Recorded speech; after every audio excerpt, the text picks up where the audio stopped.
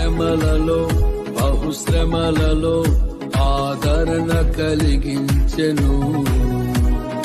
వాక్యమే కృపావాక్యమే నన్ను వీడని అనుబంధమై, నీ మాటలే జలధారలై సంతృప్తినిచ్చెను.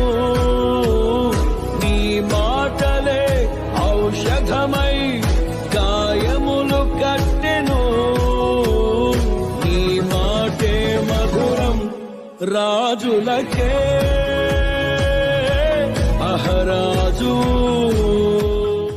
శ్రమలలో బహుశ్రమలలో ఆదరణ కలిగించెను.